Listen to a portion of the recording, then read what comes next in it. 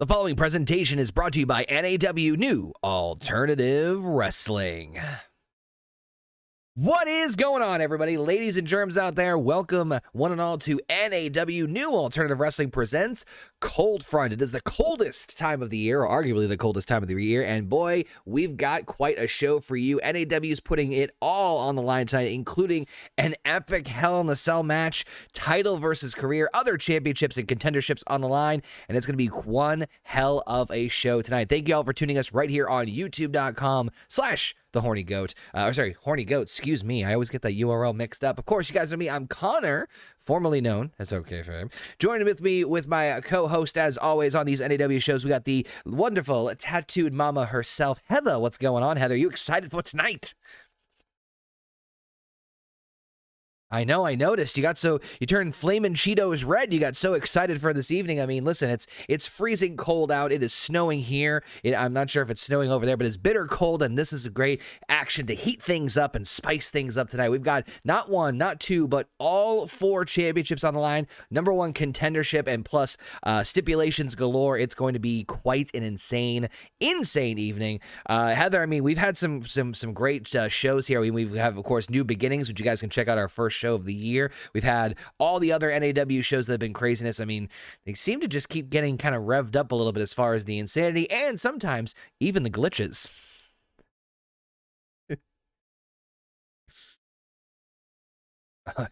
Well, we'll see how that plays out. We want to thank everybody who's joining us live here on the chat. We'll be joining you guys in the chat in just a little bit. And of course, if you guys are new to the channel, make sure you hit that subscribe button. As you can see, our subscriber goal, we are at 362 subscribers, getting so closer to hitting that 500 subscriber mark. Plus, we got some news about some future shows that you guys will be very, very interested to hear about, not just matches, but some interesting ways that you, the viewer, will have a chance to influence a future NAW show. But we're going to kick things off with, of course, everyone's favorite pastime. Yes, it's Cruiserweight action. Heather, of course, we know that we have a triple threat. It's the final triple threat Cruiserweight qualifying match between these 3 gentlemen, Oney Lorcan, Johnny Gargano, and Grand Metalik. Over the last 2 shows, TJP and Kalisto won their respective triple threat matches, which means the winner of this one goes to Springtime Stampede next month on NAW and gets a shot at to become the first ever NAW Cruiserweight champion. Heather, who do you think you got on this one to win?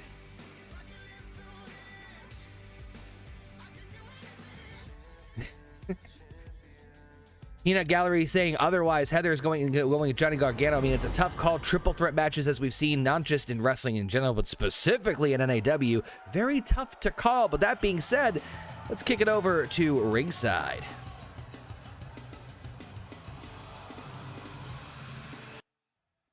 Now, of course, I'd be one to remiss if it wasn't the fact that I'm going to be, of course, completely biased here and voting for, of course, fellow Bostonian Oney Lorcan, the underdog in this matchup here, to be the one to take the opportunity here. And again, join TJP and Kalisto for the shot at that Cruiserweight Championship. Also want to thank everybody joining us in the chat. We just threw the poll over there to you guys. Let us know who you think is going to win. Shout out to so many in the chat. We, of course, got Miss Metropolis Alpha, of course, Jurgen, and of course, we got Tim, and of course, Rayshawn. What's going on, everybody in the chat? Thank you so much for tuning in here. Heather, I mean, I know you said you never go against Johnny Wrestling. Oney's a tough SOB, though.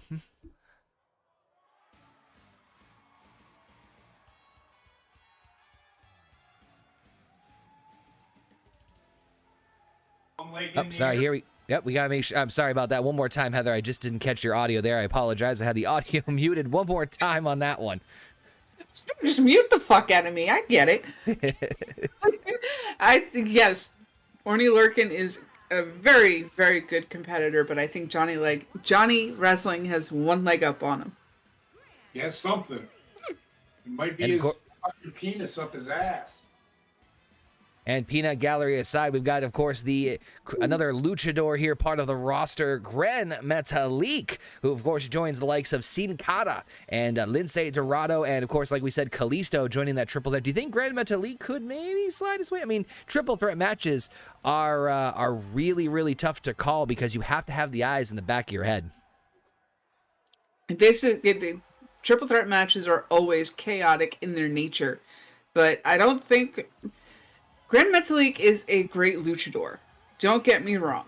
But I don't think he has the talent enough to beat either Johnny Gargano or Orny Loken. Orny Lorcan? So, of course, there he is, Mr. Wrestling himself. I mean, Heather's right. The accolades speak for themselves as well. Of course, we've got Johnny Wrestling, a former NXT Tag Team, North American, and NXT champion. Could be punching his ticket to one more huge opportunity, becoming the possibly first ever NAW Cruiserweight champion, a division that, quite frankly, Heather, I mean, every time we put the Cruiserweights in an NAW matchup, it gets quite insane. It does. These cruiserweights do their best to give us their best every week, and they do not fail. They are always entertaining, and there's always a lot of action, and it's always hard to keep up with. Absolutely. Bell rings, and we are underway here. Johnny Wrestling going up against Oney Lorcan. And again, folks, want to thank you guys for the audio issues. I'm sorry we couldn't hear the wonderful Heather at the beginning of this, but audio issues aside. And as you see, Oney Lorcan and Johnny Gargano, Grand Metalik sliding in with a drop kick of his own. In comes Oney, the Boston Bruiserweight himself. Oney Lorcan seeming to take control of this matchup, but don't, as Heather wisely put, don't count Johnny out, although Oney Lorcan with an impressive powerbomb. I fucking agree with you. Well said, Heather. Oh, man, Johnny Wrestling not looking good here as Oney just took him to the outside. Remember, triple threat rules, no disqualification, no pinfall, no disqualification, no count out. You have to win by pinfall or submission in the ring in order for it to work. First pinfall or submission wins. Oney with a nice, beautiful back body drop there as Johnny Wrestling seemed to regathering himself here. I mean, this one's tough. I mean, I agree, Heather, that Johnny Wrestling has the best accolades out of all of them, but I mean, Oney seems to be having a bit of the power advantage, and it's working well in his favor so far. Indeed. Oney Lorcan is the strongest competitor we have in the Cruiserweight division, I think, but it's going to come down to who has the best stamina and who can get the quick pinfall as Grand Metalik hits us with a Hurricane Rana there. Grand Metalik going for the first pinfall attempt here of this matchup. Only a 1 count for the Boston bad boy, Oney Lorcan. Johnny Wrestling not really taking a lot of the center stage. That could be working in his advantage, though. I mean, you know, oh, geez, never mind. As Johnny Wrestling just slides in with oh my God, he just comes in with a freaking sidearm there. Now Johnny Wrestling seeming to get his second win, taking it to a Grand Metalik series of right shots here. I mean, this is what I talk about, the craziness, the insanity that is the Cruiserweight division here in NAW. That is indeed the case we got with this match. A flying uppercut there from Oney Lorcan right into Grand Metalik's chin. It's science.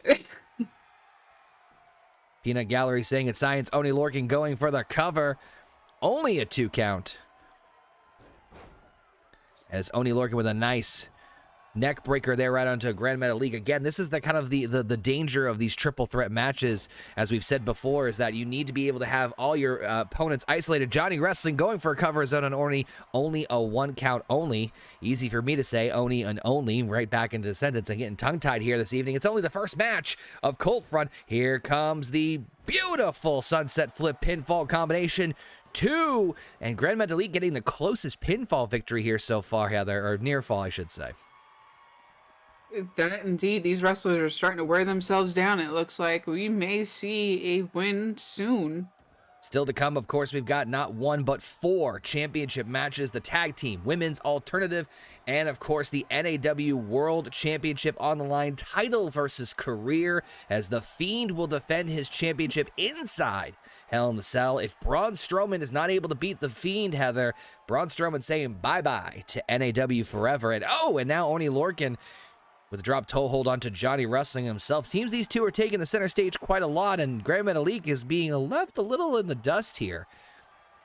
Which is not a smart move on their part, because he can regain any amount of energy. John Cena's in the match, apparently, here with Johnny Gargano facing him. Oh, Johnny my Wrestling, Lord, it's going crazy. battling his demons, it seems, as he's inventing the invisible man, as it were, as that's not working to his advantage. Again, you have to pin competitors in this matchup in order to win, as now Grand Metalik getting his own revenge Oni Lorcan being rolling out of the ring in harm's way. So again, it's kind of the tricky nature of this is that you have to be able to either isolate the third person in this matchup, because otherwise you just can't. We've seen countless of matches here at NAW, folks. You can go back and check out the archives of fatal four-ways and multi-man matches where it's just they got so damn close, and for whatever reason it just didn't work out because, well, they couldn't put the rest of the other opponents away, and just constant near pinfalls and near breakups afterwards. And speaking of which, Grand Metalik just took out Johnny Wrestling. Here comes Oni Lorcan dropping Grand Metalik. Oni with the cover. 1, 2. He nails it. There we go. Oni Lorcan, the Boston bad boy himself, is punching his ticket to Springtime Stampede next month, and that shot at that Cruiserweight Championship. Here's some highlights quickly for you guys of several attempts here by multiple men. You see Oni Lorcan going for his own pinfall attempt. And this one was a little bit faster than expected, but I mean, Heather, can't say I blame you, but Johnny really, again, that's the nature of these triple threats. You could have the greatest experience, you could have the greatest accolades, but sometimes the numbers games just don't work in your favor. No, they do not, but you know what? In this case, still a great competitor won. And of course, Oni Lorcan is punching his ticket to next month right here on youtube.com/thehornygoat, as Oni Lorcan will be joining both TJP and Kalisto in the final triple threat match to crown the very first ever NAW Cruiserweight Champion. That's going to be a fun matchup. Certainly, I mean, one that's going to have so many different styles, so many different clashes. I mean, you guys have seen all the Cruiserweight action in this program, on this show before. I mean, certainly not one to definitely sway away from, but I mean, hey, cheers, congratulations. Boston finally wins something. Damn it, I'll take it, with Oni Lorcan getting the victory here today. I mean, Heather, we've got so many matches still to come here, and then we've got title matches out the wazoo. Anything anything that comes to mind, anything that, of course, you're looking forward to or you're excited for the most? I am definitely wondering if we are going to lose our biggest strongman in the company tonight with the final match of Braun Strowman against fucking The Fiend. Yes, it's been a very weird scenario for the NAW World Heavyweight Championship. Of course, Fiend beating Daniel Bryan back 2 months ago at Final Atonement. And now these two having a chance to settle their score once and for all. It could be the very last time that we see Braun Strowman. It wouldn't be the first time that somebody has been banished from NAW forever. But I mean, certainly the odds are against him for sure. But we've still got so much crazy action going on. And folks, we got some other cool announcements. As you just heard, we've got our next big show coming at you. If you guys love everything NAW, we'll be back, of course, live Sunday, March 20th, right here on youtube.com/hornygoat. It's going to be Springtime Stampede. We'll be announcing a couple of matches and other things along the way, so make sure you guys tune in and come back to us Sunday, March 20th for Springtime Stampede. And, of course, join us a little bit later on, because we got some big announcements for our April show that I think everyone will be wanting to hear, because you, the fans, will have an opportunity to, well, make some decisions when it comes to booking the show. I'm not going to go into too much detail, but Heather, are you ready for a championship match now? I am indeed. All right, we're going to shift gears here. It is the Cinderella story of NAW as of lately. It is the NAW World Tag Team Championships. Breezango seemingly beating impossible odds over the past couple of months, climbing their way, beating the physically most dominating champions of all time in terms of, or physically dominating tag teams. Authors of Pain, the Bludgeon Brothers, and go figure, now they finally won the NAW World Tag Team Titles. But Heather, they now have the opportunity, well, they have the huge hurdle of trying to, well, defend the title successfully against the first ever NAW World Tag Team Champions, Gallows and Anderson, the former champions. That they do, and frankly, this team is undefeated so far in this company, and nobody saw that coming. No kidding. It could be anybody's match. This one certainly could go in either direction. It's one that, quite frankly, we weren't really anticipating, but one that we are certainly excited for. And that being said, let's kick it to ringside for the introductions for this NAW World Tag Team Title match.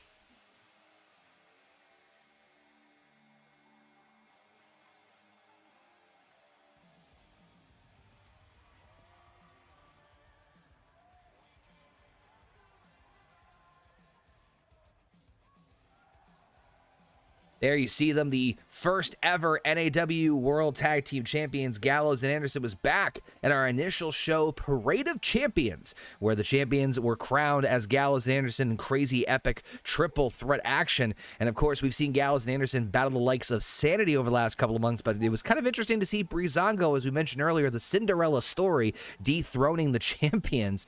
And, well, now Breezango has the bigger, harder task of keeping the championships. It's always been said, winning the title is one thing, Heather, but keeping a title is that much harder. That it is. They have the biggest target on their back right now with this championship in their hands. They had the biggest challenge with AOP being the strongest tag team. Now they got to go up against the smartest and longest running tag team in the company. That's right. Of course, Gallows and Anderson are the first, Sanity winning the championships and Breezango winning the titles from them. And here we go, Heather. The first time Breezango, look at those belts. They look good on Breezango. I'm not going to lie. Well, you know, they're the fashion police, so everything looks good on them. That is indeed true. We want to thank Miss Metropolis for popping in. Thank you so much. And of course, we did throw into the chat, you guys here on YouTube live with us, who is going to be walking out of here as the NAW World Tag Team Champions. Of course, 71% thought Johnny Gargano, Johnny Wrestling, was going to win last match. I mean, so close, but Oni Lorcan sneaking away with the victory here. But this one's going to be interesting. Breezango has been not only just about the championships, Heather. I mean, Breezango has been delivering in every single tag team match they have had since back in October. Not only just in terms of their victories, but their match quality. And when you have a team like Breezango as the champions and the experience and the accolades of Gallows and Anderson being former, of course, Impact WWE Tag Team and, of course, IWGP World Heavyweight Tag Team Champions, I mean, this could be a match of the night contender. It very well could be. I mean, with Luke Gallows and Anderson, you cannot deny them their history, and they are a well-oiled machine. They know each other in and out. This is indeed true. Of course, that's what it's all about, the NAW World Tag Team Championships, rather. And, of course, we go to the ringside as they're doing the introductions. And this one's going to be a doozy, folks. We have so many teams. The tag team division here in NAW is stacked. FTR, Breezango, Gallows and Anderson, the Bludgeon Brothers, Authors of Pain. The list goes on and on. And there you see the NAW World Tag Team Champions, Breezango. And they certainly got quite a mountain to climb and rather I should say stay on top of. That is true. That is true. The Good Brothers, as they are formerly known as, are no slouches. I mean, we're going to harp on their experience and their accolades all night long. So Breezango has that hill to climb in order to keep their championship. And that's what it's all about right there. The NAW World Tag Team Titles. Again, throw into the chat. Let us know who you think is going to walk out of Cold Front tonight here as the NAW World Tag Team Champions. Bell rings and our first title match of the night is underway. And of course, we still got the NAW Alternative Title. We've got Hideo Itami, the first ever two-time champion here in NAW history, taking on Ty Dillinger, rather, as I see Tyler Breeze taking it to Luke Gallows. Easy for my mind to be focused. And then later on, Ember Moon will get one more opportunity at the NAW World Women's Champion. Paige, the most dominating champion in NAW history so far, as, nice belly-to-belly, Scott Steiner style by Luke Gallows, taking it to Tyler Breeze and goes for a quick tag on Carl Anderson. Interesting strategy there. And, of course, it's going to be an Extreme Rules match for the women's title, Heather. And, of course, that main event is Braun Strowman. Is this going to be Braun Strowman's final night in NAW inside Hell in a Cell? We'll have to find out. That we will. It's going to be an interesting evening, as that was a great back suplex there by Tyler Breeze on Carl Anderson. This match I am excited for because of the fact that we have two great teams in the ring, and we got a tag out here to Fandango. He gets a nice slap to the face for his entrance into the ring there. There you see Fandango working his way back, though. Again, the quick tags of both these teams. These teams obviously no strangers to success, as Breezango are also former NXT Tag Team Champions as well. Carl Anderson, the smaller of the two, although he has been known to be more of the technical side of things, as now you see Fandango. We've noticed Fandango, Heather, in the last couple of their matches, for Breezango anyway, definitely been the aggressor compared to Tyler Breeze. I'm not sure it's because he has a slight power advantage compared to Tyler Breeze, but it's interesting to see them frequently tagging in and out of these matches. But here comes that isolation that we constantly talk about, and apparently a ghost tag. What's going on here? Okay.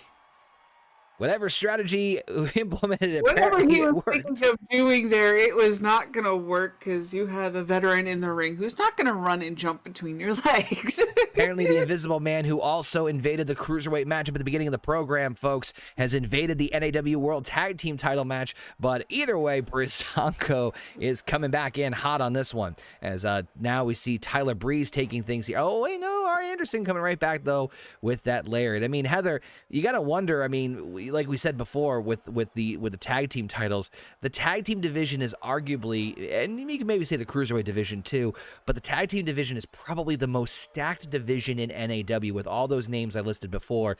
I mean, you not only have the pressure of putting on and trying to, you know, make a name for yourself, win the championships, but now you're like, oh, hey, there's a hodgepodge of very intimidating tag teams staring down at you for those titles. Yes, just with Authors of Pain and Bludgeon Brothers alone, you're looking at well over 400 pounds of meat and just mean, nasty mentality coming your way. big, sweaty men bumping meat, to quote the Big E here, as, of course, Fandango now coming back in hot, taking things in control, but looks like Carl Anderson starting to realize he needs to get that tag in to Luke Gallows, the powerhouse of the team here. And again, folks, we still also have a submission match to come later on tonight, Miro against Jericho, and then the grudge match hopefully will end this evening, the rivalry between Aleister Black and the big red monster Kane in Falls Count Anywhere. So much action still to come, so make sure you guys stick around for that, and make sure you guys come back for Springtime Stampede in March. And if you do so, you can hit that subscribe button right here on youtube.com/hornygoat, and you guys can keep up to date with all the cool stuff we got coming on, including our weekly Wednesday gameplays, of course, the No Bucks Given Show, the best podcast on the internet, let's be real here, and of course the Marvel Roundtable and so much other cool stuff coming at you. So make sure you subscribe, as Fandango is getting in hot against Carl Anderson, taking it to him, but Carl's trying desperately, Heather. I mean, this might be the crux here of Breezango winning. I mean, usually they're the underdog here, but they seem like they're in almost total control of this matchup. That it does. I mean, they've done very well at keeping Carl Anderson away from the big man over in his corner, but he's on his feet now. Oh, there comes trouble. Bestus is Bestus, as here comes Luke Gallows, now the powerhouse of the team, as this is not looking good for Fandango, or for Breezango now, I should say, let alone Fandango. If Fandango's been in there just as long as Carl Anderson has, he needs to get out and get himself some rest. There we go. There's a tag to Tyler Breeze. Here comes a double team maneuver here. Nice on the ropes here. It looks like we're going for a double kick right to the head of Luke Gallows. Of course, still got all those championship matches still to come here tonight. I mean, your Super Bowl team may not have won, but we've certainly got you covered as far as great hard-hitting action here. This should have been the halftime show, Heather. I mean, let's be real. No, of course this should have been. It would have been a lot more entertaining. Oh, speaking of which, Alabama slam Good by Lord. Gallows right into the face of Tyler Breeze. I wouldn't be surprised if that shattered his nose.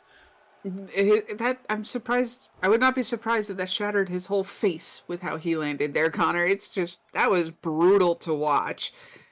We got a Irish whip there into the ring ropes. Oh, blocked the kick. I don't think Tyler is a very good match for certain Gallows here. No. Oh wait, hot tag possibly.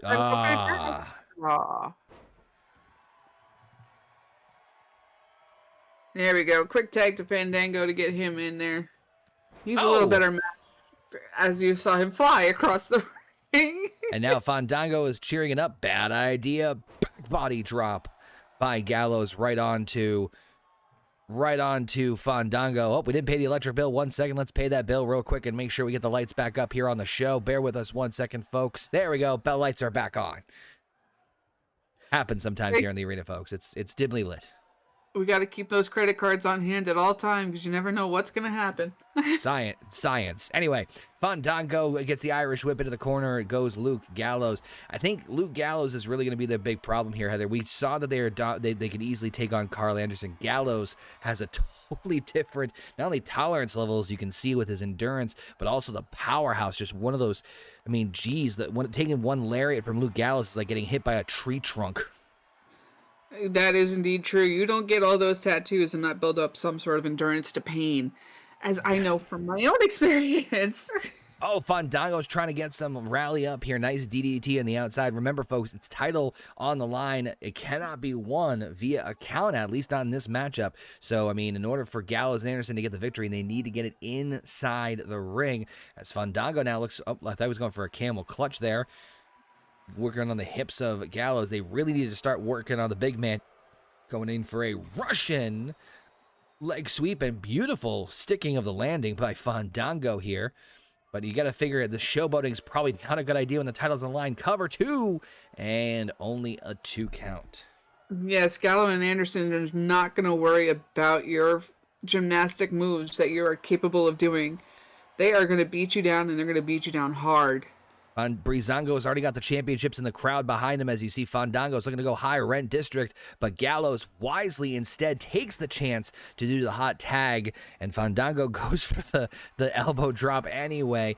No avail, but it looks like that might still work in their favor. Not looking good for Carl Anderson here. Fans are going absolutely berserk here. It's anyone's guess, Heather, on who's going to walk out as the champions. Nice senton by Carl Anderson. It is indeed anybody's chance, but so far our audience in the chat here is going 67% with Breezango. Let's hope they're right.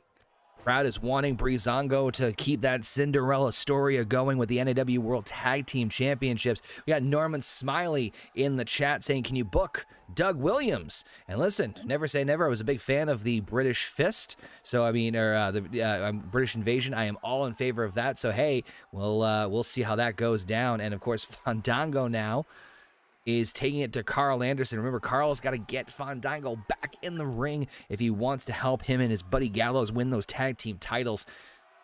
Crowd still going berserk here. And you're right, Heather, the chat is wanting the Cinderella story to keep on rolling. They're cutting the referees high in the count. Oh, made it in just in time. Just in the nick of time. Got to keep an eye on that referee's 10 count, because you're right, Heather. Even if Gallows and Anderson win via countout, doesn't mean they win the titles. That's what it's all about here. And now you see Carl Anderson's not looking so hot. The fatigue is setting in after the brutal beatdown he's already gotten from Breezango. Fandango, nice shoulder tackle there. You got to see if Gallows gets in here, this could be that opportunity that they would need to, recapture and become the first ever two-time NAW World Tag Team Champions. Fandango, nice wise tag made to Tyler Breeze, and here we go. It's going to be a knockdown drag out now. Tyler Breeze has had plenty of time to catch his breath. We're running on all cylinders here, Heather. It's adrenaline time. A nice running boot by the machine gun himself. And there's that fatigue we were just mentioning a few moments ago. Not looking good. It's literally 50-50 anyone's guess here. Carl goes for the cover. 2. And Tyler Breeze gets out of there just in the nick of time. It's always exciting when you get the shoulder up just before the rest hand hits that mat. But setting up nice cutter by Gallows. Cover 1, 2, and Carl Anderson and Luke Gallows have shattered the Cinderella story of Breezango and have become the first ever two-time NAW World Tag Team Champions. Let's go to the replays real quick. Constant hot tags back and forth. Very aggressive from the get-go from Breezango. But as you can see here, even the double team move onto Luke Gallows was not enough to keep him away. Beautiful Russian leg sweep. I think the showboatsmanship of Fandango might have been a little bit of the downfall here in this matchup, Heather. But either way, still one hell of a contest. That it is. Both teams came in with the great strategy of trying to keep the freshest man in the ring, but at the end, it caught up to Breezango in a hurry, it seemed. Even with Gallows, even with Anderson on one knee there, I can never tell these two apart unless they're standing directly next to each other. And there you see, that's what it's, I mean, that was a hell of a matchup. But once again, Gallows and Anderson climbed to the top of the mountain and remind the entire world, and more specifically, the NAW Tag Team locker room, that they are indeed the NAW World Tag Team Champions, and ones certainly not to be stifled with. And like we said before, it's one thing to hold the titles, Heather, to win the titles. It's another thing to hold on to them. Gallows and Anderson, congratulations, as they are now the two-time NAW World Tag Team Champions. I mean, whoo boy, first championship matchup of the evening, Heather, and we already got ourselves a title change. That I was not anticipating that. I thought for sure Breezango was going to keep on that train of rolling, but whoo, man, now it's going to leave a big question mark for the tag team division, huh?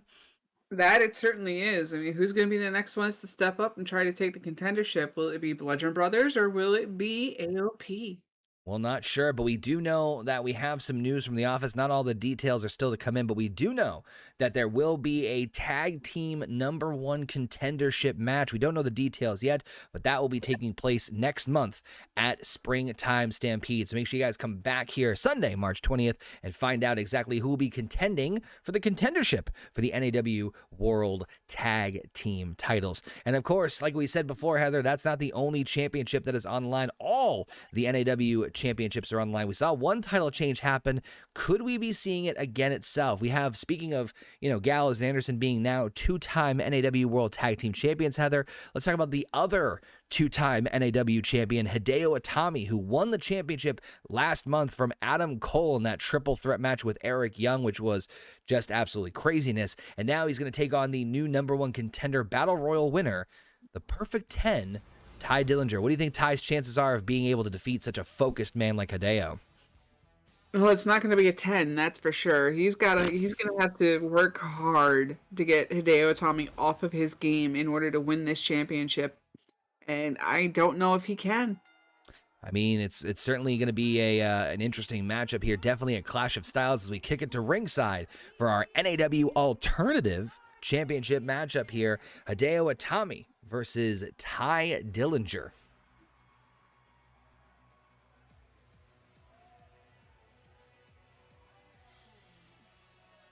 Seems we have to go kick and wake up the music. We paid the bill. Let's make sure we got the bill paid here. Let me 1 second and just make sure we got this lights on here as we get ready for Ty Dillinger making his entrance. There we go. Perfect. Folks, we're running on fumes here in NAW is the point. But anyway, Ty Dillinger, the Perfect 10 himself, last month at New Beginnings, won that 8-man over-the-top rope battle royal to earn himself a huge opportunity here for the NAW Alternative Championship. Our mid-card championship has uniqueness to it. Of course, it's not only a chance for new rising stars for an opportunity to showcase them on a grander scale, Heather, but it's got a unique twist. 24/7 rules like the old hardcore championship. Yes, this is what makes this title so unique, is that it could be defended in a match like this, or it could be defended backstage at any given moment, which I'm surprised it has not been that defended backstage more often. Hey, you never know. I mean, we talked about like targets on people's back, but this is also not just about the championship, Heather, but also a showcasing of Ty Dillinger's abilities. But man, what a mountain to climb. There he is, folks, the now two-time NAW Alternative Champion Hideo Itami. He was on our inaugural champion, lost it to Eric Young of Sanity, who lost it to Adam Cole, and as we mentioned last month at New Beginnings, beat both of them in a triple threat. I mean, what a bold statement. It's one thing to win back your championship, it's another to do it the way Hideo did, by beating both former champions. Exactly. I mean, this man is on top of his game at the moment, and I honestly do not see him losing this belt again anytime soon. Hideo, of course, has the Japanese background, focused martial arts style of wrestling, and we're going to throw it over to the chat, of course, right here on youtube.com/Horny Goat, who is walking out as the NAW Alternative Champion. Of course, we want to thank everybody who's joining us right now live. If you guys are new, hit that like button and subscribe as we get ready for this really intriguing matchups right here between these two these two. It's going to be a clash of styles for sure, and I think Heather's right. It ain't going to be no perfect 10, but there's what it's all about right there. The NAW Alternative Championship. Certainly a unique title, unique division, and this is going to be certainly a unique matchup. I personally am a big fan of clashing of different styles, Heather, and I think that's what we're going to get here tonight. Absolutely. I mean, Hideo Itami not bringing just the martial arts aspect, but also bringing in the strong style that is Japanese wrestling is going to be absolutely phenomenal to watch against Ty Dillinger's ground and pound kind of style. Here you see the champion Hideo Itami. He looks extremely aggressively focused for some reason, and I don't know why.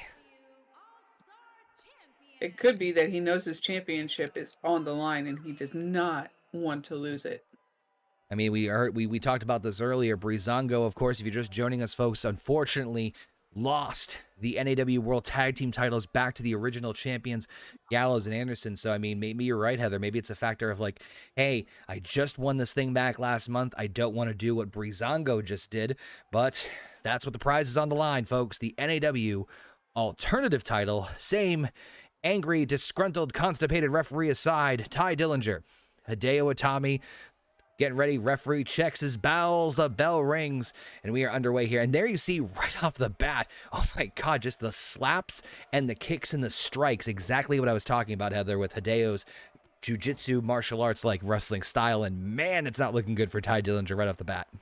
It is not. Hideo Itami came in with the plan to just beat the hell out of him and get the hell out of there with his title, it seems. And it seems to be working until the leg lift there.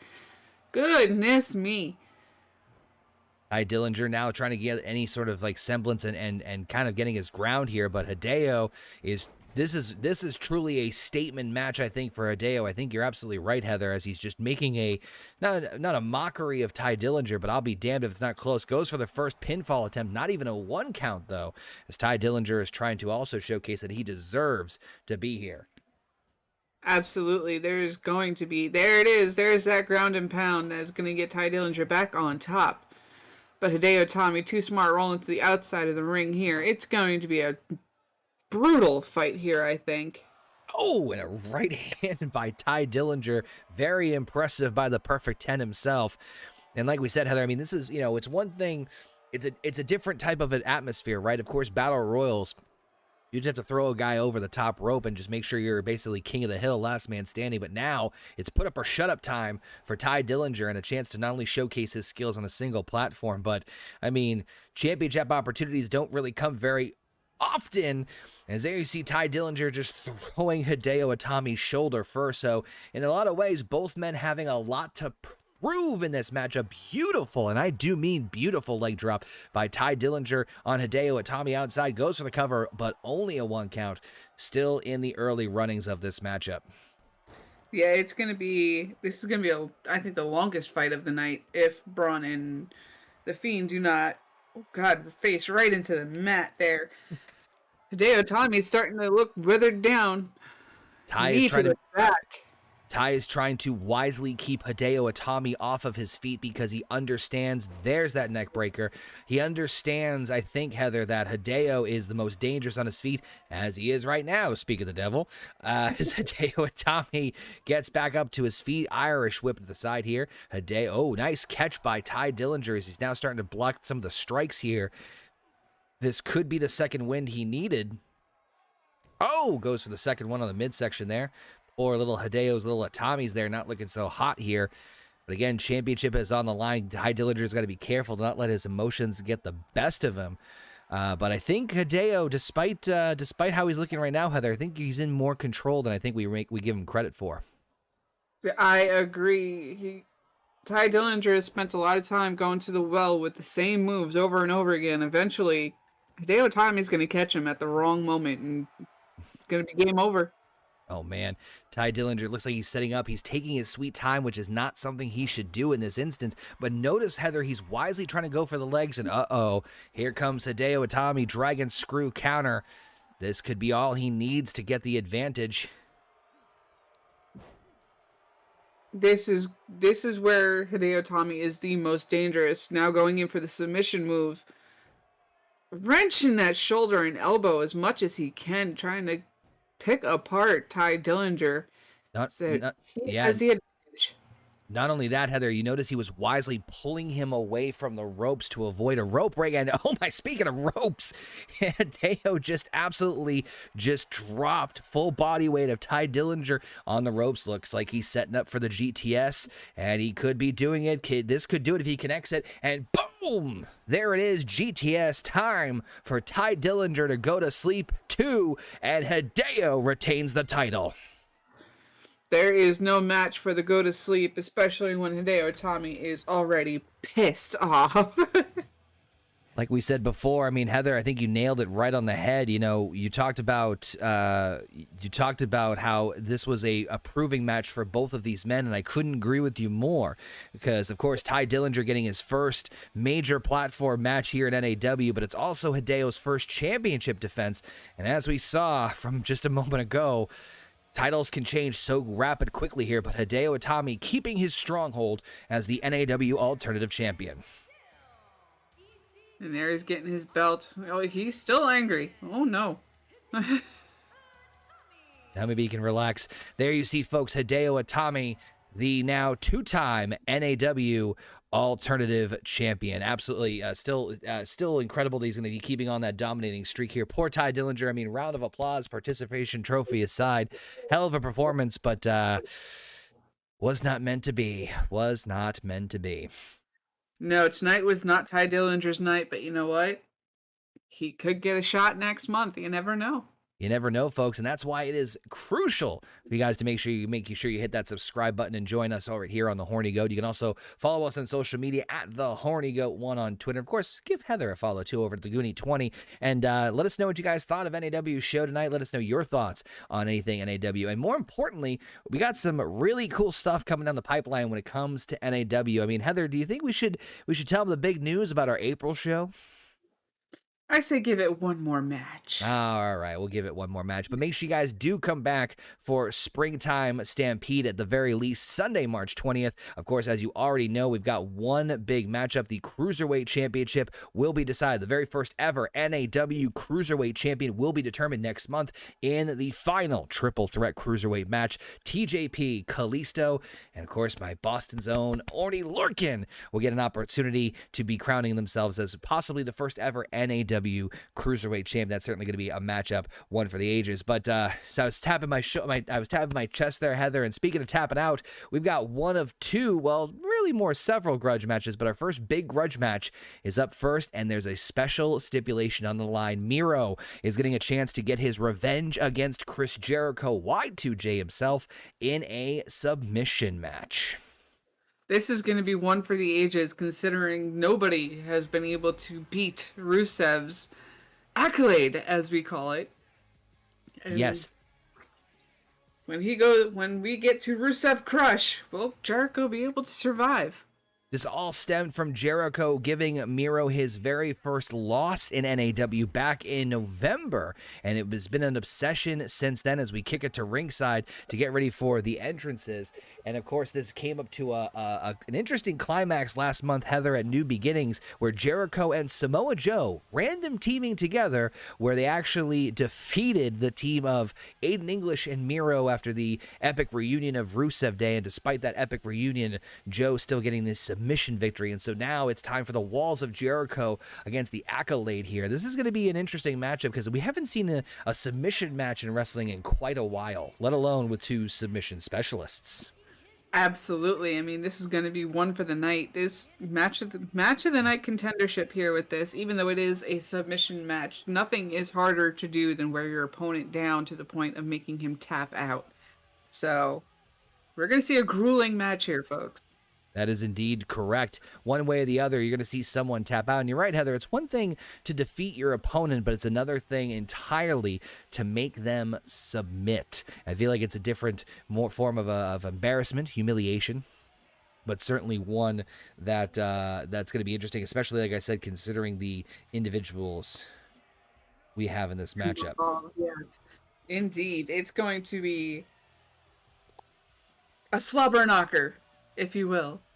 Now, of course, Heather, I'm going to throw it to you. Who do you got in this one? This one, I feel like, is really tough to call because Jericho clearly has got the experience factor. Miro clearly has the power advantage. So this one's really tough for me to call. It's a very, very difficult one to call because, again, you do have Rusev's strength, but you also have the cunning that is the mind of Chris Jericho. That's true. Miro was on an undefeated streak for the entirety of his singles run in NAW in 2021, defeating the likes of Aleister Black and Christopher Daniels.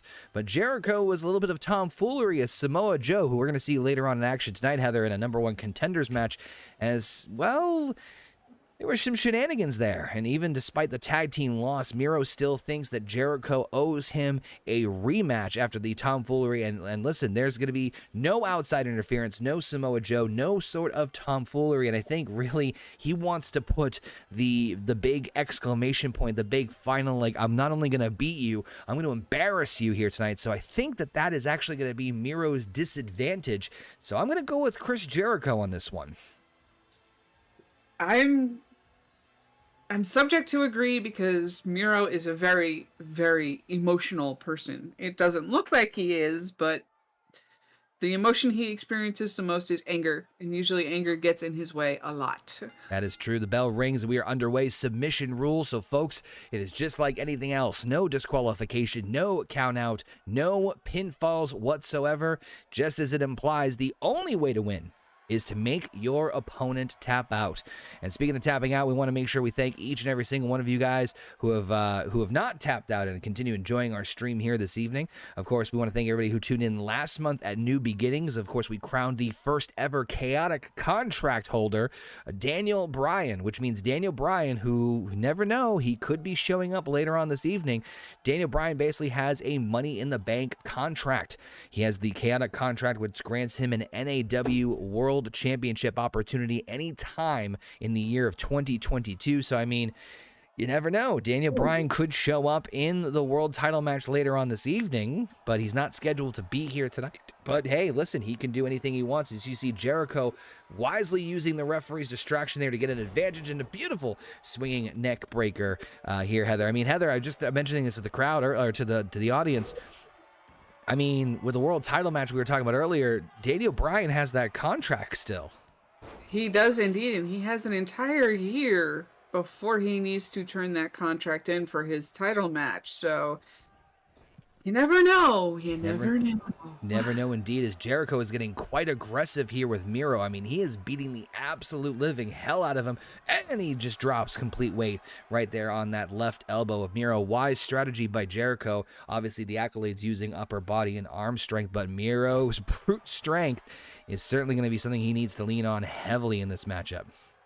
Not just that, he also has a high level of endurance from wrestling over in Bulgaria for many, many years as well. So we are going to have quite the interesting match here tonight. Crowd right now in the chat joining us. Oh, looks like he's going for a modified accolade, but Jericho really quickly gets out of that. As we see the everybody in the chat right now, Miro with a 67% lead, thinking that people that thinks he is actually going to lose this match, and that Jericho is also going to win this one. So the crowd definitely on there. Nice running bulldog there by Y2J, and you see Jericho once again showboating as he's known to do from time to time. But yeah, this is Jericho has just been more aggressive than I've seen him in almost any other match since he's been here in NAW, Heather. But I mean, again, size of a truck of a man is Miro. I can't say I blame him. No, I can't blame him either. He's going to have to put everything he has into this match in order to get Miro worn down enough to submit this giant man. Miro's gotten very little offense. This has been mostly Chris Jericho. Nice surfboard there, Stretch, working on the back there. And there's the other part of it, too. You know, Jericho may joke about him being the man of 1,004 submission holds of shades of Dean Malenko, but he does have quite an offensive repertoire, training in Stu Hart's dungeon of fantastic submission moves. So if the walls of Jericho don't get him, one of his other moves might. So I think that's another reason to watch out for Jericho in this match. I mean, he has just been absolutely destroying Miro this entire match. I'm kind of surprised, to be honest. Yeah, it seems the Invisible Man that's been plaguing our other matches seemed to attack again as Jericho almost tripped over his own feet there, it seemed. Don't worry, we've given security a photo of the intruder, so that shouldn't happen again. But there's Miro with the STO takedown.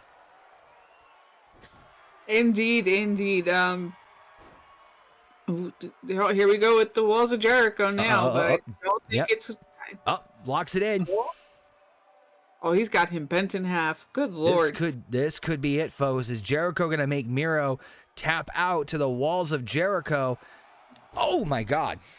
The strength of Miro's legs. It's not going to work on him this time. And that's what we were talking about, folks, is that pure brute power of Miro is really going to be the big thing he needs to lean into really heavily in order to avoid any issues with Jericho's submission skills. And Miro now throwing Jericho. Wise strategy by Miro, getting him out of the ring so he can kind of recuperate and take a little bit more time. Remember, no countouts here, so he can take his sweet time and kind of take the time he needs, because Jericho been on him like flies on shit. And and there's Miro throwing Jericho into the turnbuckle post. I mean, now this is definitely Miro's chance to really take advantage. This could be Miro's only shot to get a submission on Jericho, but he's taking too much time to get back in the ring here. Oh, here we go. Miro going to have that modified accolade once again. Oh, but Jericho easily slipped out of that. Got right out. Nice stiff kick to the midsection here, and another neck breaker. As Jericho is noticing he's picking his spots and his times, Heather, but again, he's going for the middle of the ring. I think he's going for the lion salt. Nope. He's going for, it looks like a modified Boston Crab. Look at this, putting the pressure on the head of Miro. Good Lord. And that does it. Oh, wow. That does it right there. Jericho with the victory. I mean, can't say I blame him. Did you see the way he was bending Miro's neck? Not just his neck, also putting the knee right into the back of his head. I don't know anybody that could stand that kind of pain for very long. There you see, despite the attempts by Miro to get any sort of leverage in this matchup, it was quickly thwarted by Jericho. And again, just like I said, it wasn't the Walls of Jericho that got him, but one of the other maneuvers that Jericho has quite a list of in his repertoire, as Jericho picks up the victory over Miro in a submission match. That one's going to sting Miro for a while, Heather. Not going to lie on that one. That is going to sting for sure.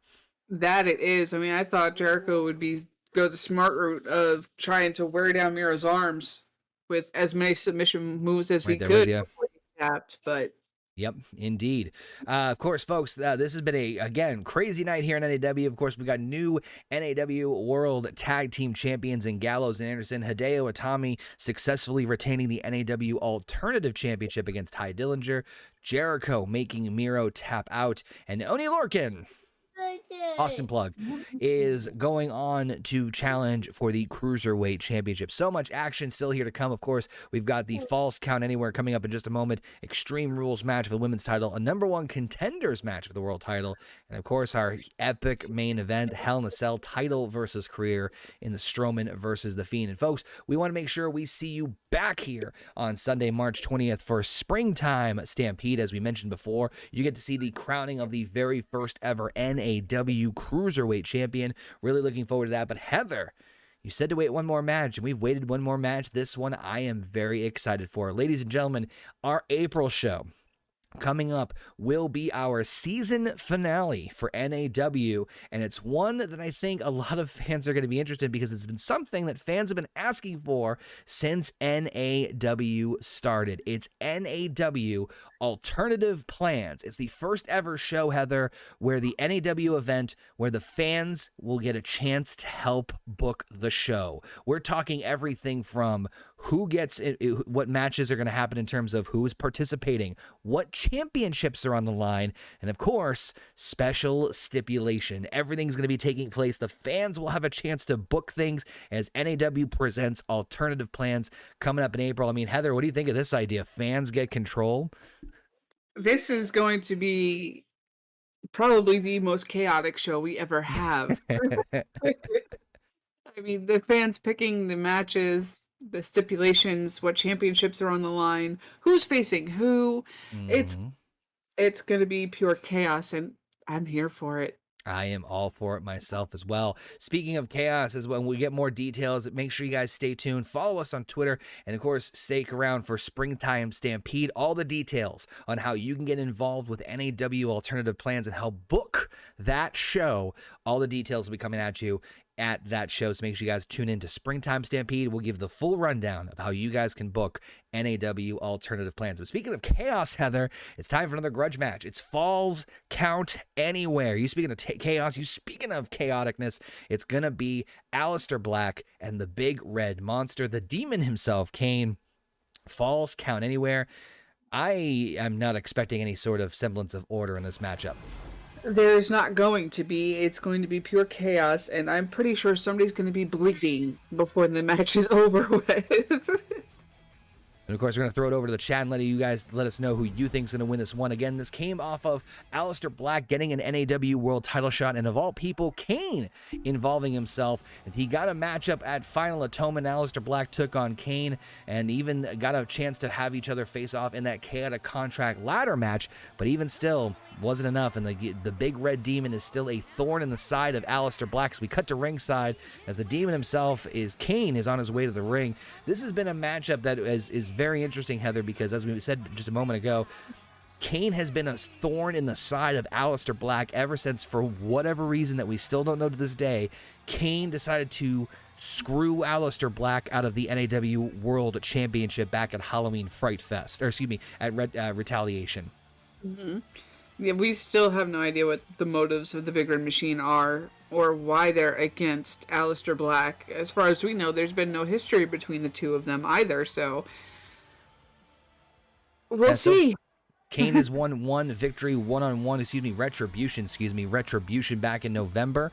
And, well, it's going to be an opportunity for Aleister Black to finally, hopefully, shut Kane up for good as we get ready for Aleister Black's entrance in just a second here. Okay, good. We did pay the lights. I'm just making sure.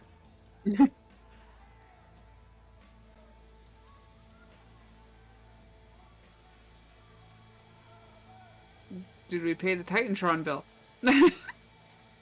There we go. No, but I paid the smoke bill.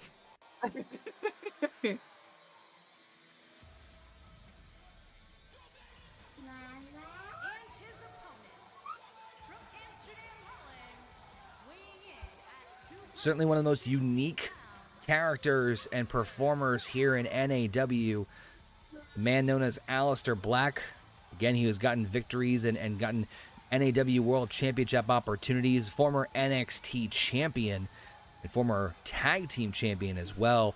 Trying to do the same thing here in NAW and get himself huge opportunities. But of course, as I just said, can't seem to get through that. Can't seem to get past that with Kane in his way. And I think this is one of those battles, Heather, of darker souls and darker presence here in NAW that just this finally needs to be hashed out. This finally needs to be ended once and for all, and figured there's no way a ring can contain these two, so we figured let's make it where the falls can literally count anywhere inside or even outside the building.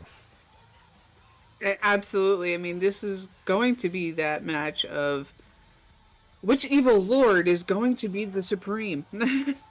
Aleister Black has made it extremely clear that this is the last encounter he wants to have with the Big Red Monster Kane, and he intends on finishing things one way or the other here as he takes on the mayor of Knox County. Bell rings and Falls Count Anywhere is underway. I mean, we saw just a moment ago, and this is what I'm worried about, Heather. The last time Kane and Aleister Black went one-on-one back in November, back in December, it was basically Kane obliterating Aleister Black. And there you see Black wisely trying to learn from his past mistake and just absolutely go right for the gusto here. But again, just like we talked about with Jericho and Miro, Kane's got the power advantage here out the wazoo. Right, and it's this is going to be another brutal one, but so far they have not taken it outside of the ring, so I'm going for a camel clutch here right off the bat. Kane going for a rare submission move, which is not usually his forte. But I mean, that's I think where Aleister Black is going to really get the most out of his advantage if he's going to beat Kane. I think the biggest advantage that he needs to take advantage of as the constipated referee goes down, is his environment. You know, being able to use any sort of weapons. And again, just like all the other matches so far, no disqualification, no count out, no restrictions other than submission and pinfall has to take place near a referee, as Aleister Black gets a beautiful Hurricane Rana DDT on the Big Red Monster. And there you see just going right after it. But Kane, again, one counter from Kane is like 3 steps backwards for Aleister Black as he gets hung up on the ropes. Aleister just needs to figure out a way that he can actually get those 3 steps back, going 3 steps forward. Yeah, he needs to get sick. He's got to get his offense game up and running here, or Kane's just going to demolish him again. And you're absolutely correct on that one, Heather.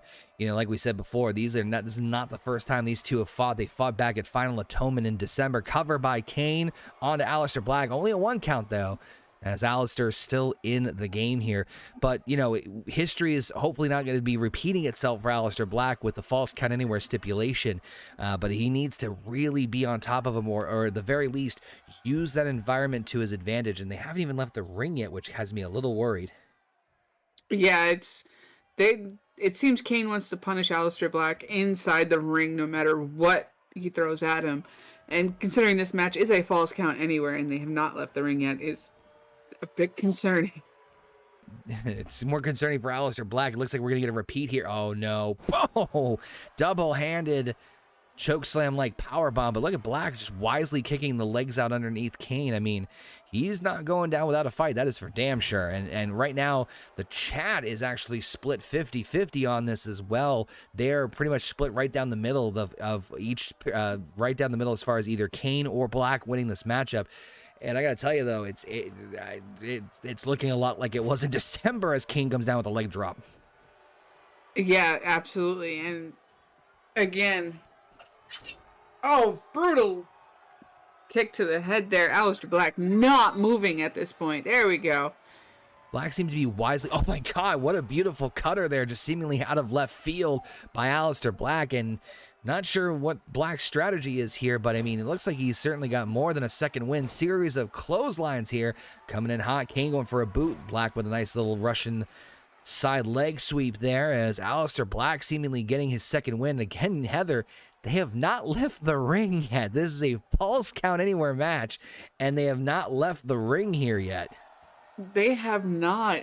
I'm wondering what their game plan is by not leaving the ring. I mean, are they trying to one-up each other in proving that I'm so badass I don't have to pin you outside of the ring or use anything outside of the ring? Quite possibly. It looks like Kane just blocked their way. This could be the first time we're seeing them going on the outside. Nope. Of course not, because Kane's going to stop it right there on the apron. Coming back in here. Kane looks like he's going to try and dump Aleister Black outside the ring here. That's not looking, oh, nope, never mind. Oh, running, well, I shouldn't say running, more like stumbling. Scoop slam.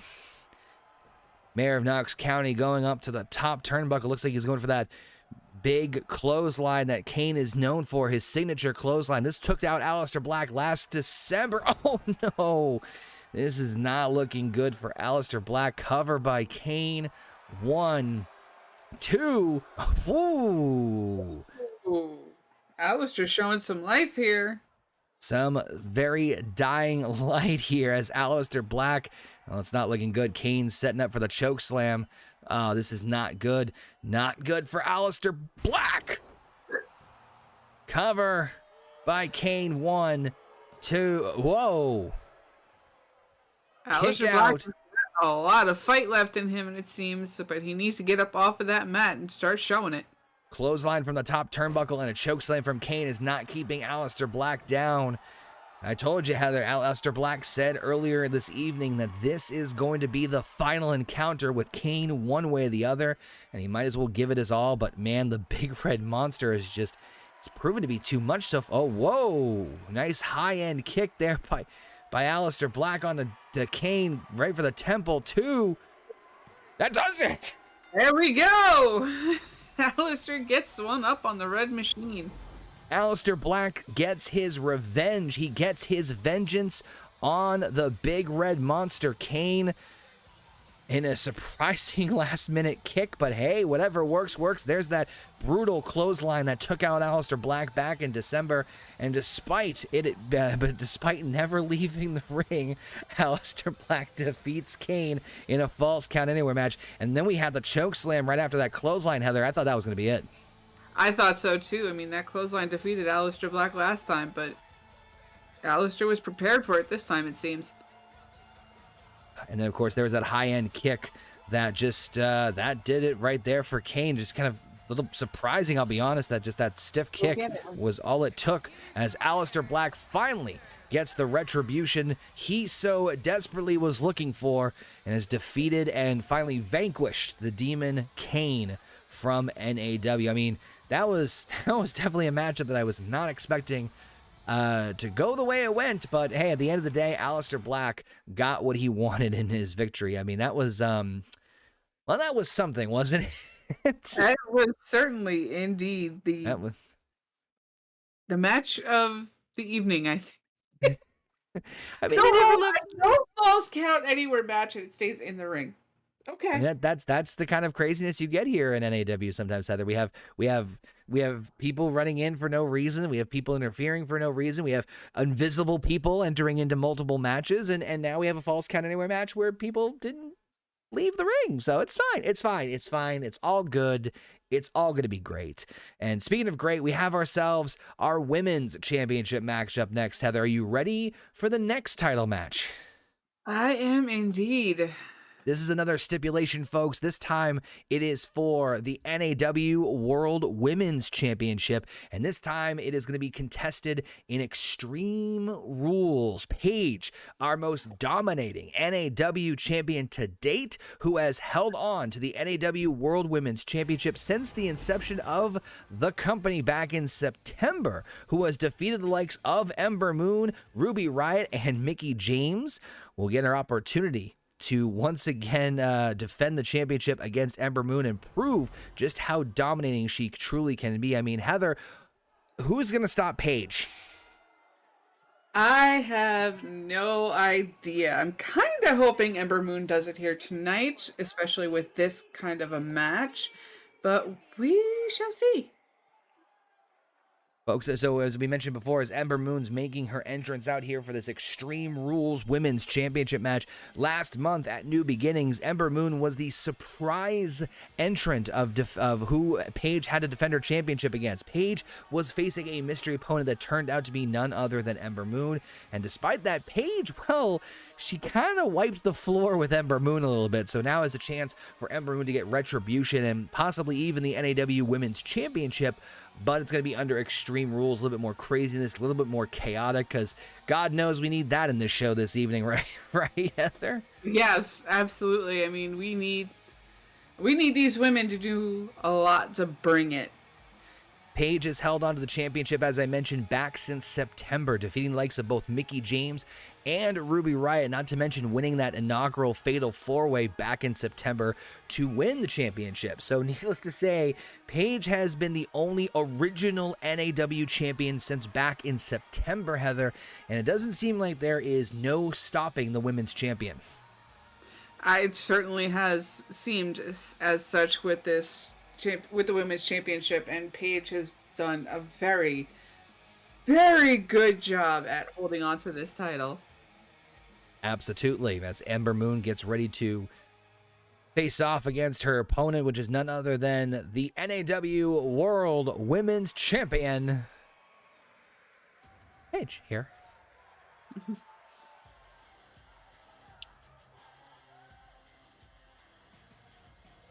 We've had now a set of 2 NAW World Heavyweight Champions. We've had 3 NAW World Tag Team Champions, 3 NAW Alternative Champions, Heather, but we've only had 1 and only NAW World Women's Champion. So that carries with it a lot of weight. We talked about before in other championship matches how it's one thing to win the title, it's another to hold it. But Paige, I mean, there really has been no opponent that Paige has not been able to put down almost instantly every time she puts the title on the line. But here's the big question, Heather. We've seen some shady business in these women's championship matches before, and Extreme Rules leaves the doors wide open. Oh, yes. Weapons can be introduced into this match at any point that either opponent seems to want. And I don't think Paige is going to be a slouch in that department. That's what it's for. The NAW Women's Championship, as the ring announcer finally does the final announcements and the introductions for both Ember Moon and Paige. And we'll throw it into the chat real quick. Who do you guys think is walking out as the NAW World Women's Champion? And right now in the chat, we have, it looks like a mostly Paige vote, although we do see some votes here for Ember Moon. Heather, who do you got for this one? This one, I think, I'm still putting my money on Paige. I don't see her slowing down anytime soon. I'm going to play devil's advocate here and stick with my original thought of Ember Moon.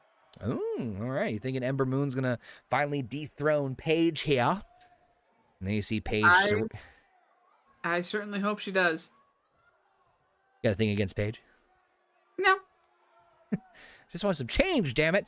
And there you see the NAW with our constipated referee, the NAW Women's Championship on the line. Extreme Rules, so just as before, as Heather mentioned, weapons can be introduced. No disqualification, no count out. Only pinfall or submission victory inside the ring, as here we go. Ember Moon, like a firecracker right from the bell ringing, not wasting any time. She used the element of surprise last time, Heather, and this time she's just, oh my God, she is not slowing down. She is not, and she is not holding back at all. We may see something worth watching with this. Ember Moon just going right for Paige's neck. Again, wise strategy by Ember Moon. Of course, knowing Paige's history with neck-related injuries and issues. Yes, absolutely. She's going to use that to her advantage, and I don't see why she shouldn't. Paige now wisely getting out of harm's way here. Gotta wonder, Heather is going to see any... Oh my God, as Paige just back body drops Ember Moon right in the back of her head. Do you think we're going to see any weapons really quickly in this matchup? I don't think so. I think they're going to get to the point of frustration of not being able to pin one or the other first. And remember, folks, unlike the false count anywhere match that stayed inside the ring, you have to actually pin or submit your opponent inside the ring. Ember Moon goes for the first pinfall cover, barely a 1 count, as Paige gets the shoulder up. So everything has to be done inside the ring, despite all the craziness and chaoticness that we could see in this matchup. Heather, I did hear some rumblings and rumors that we could see in the near future a women's chaotic contract, speaking of which, where we could see, you know, the equivalent of a women's Money in the Bank for this one. And gotta say, the way Paige has been dominating lately, I don't even think that would stop her at this point.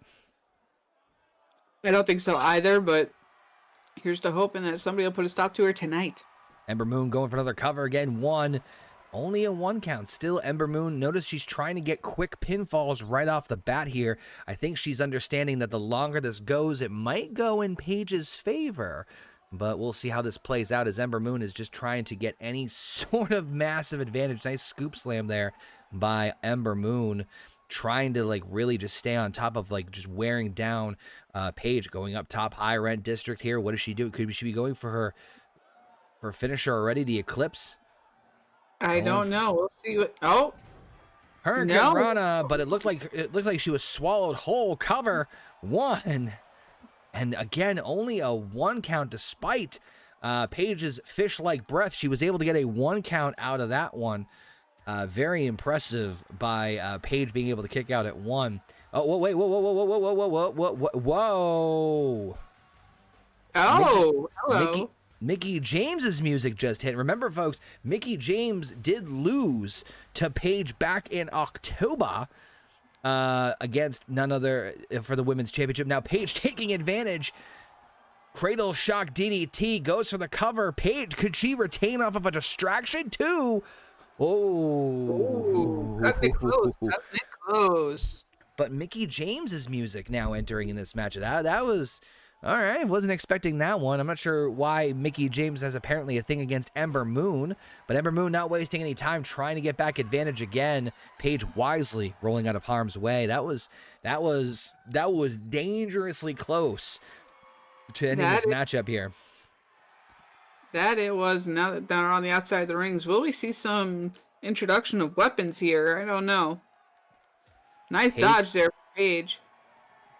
Paige now trying to get Ember Moon back in the ring. Kind of smart strategy by the champion. Again, every matchup is more or less champion's advantage, Heather. And Paige certainly knows that as she starts to work on the knee of Ember Moon, who again also has bad knee issues. Nice snapmare there, or dragon screw by Ember Moon, trying to wear Paige down, not giving her any sort of inch to get any sort of offense as best as she can. But yeah, Mickie James's music playing earlier, that was just a head scratcher there. Ember Moon goes for the cover.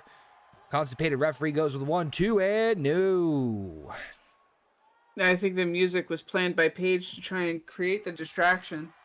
Hey, it almost worked. Paige got a nearly like a 2 7/8 pinfall attempt there.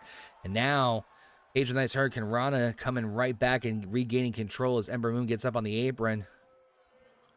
She's in dangerous territory there. There she goes, right to the floor.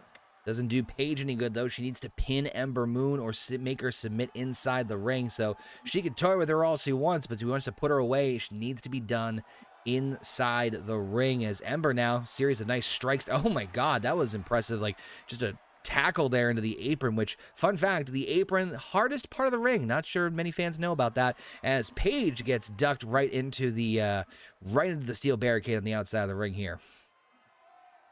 Indeed, indeed. Oh, nice clothesline by Paige there. This is heating up now here, folks. We're getting some hard-hitting action. Oh, Paige thought about the security barrier there for a second. Is she going to go for it now? Nope. Ember Moon tripping over her own feet.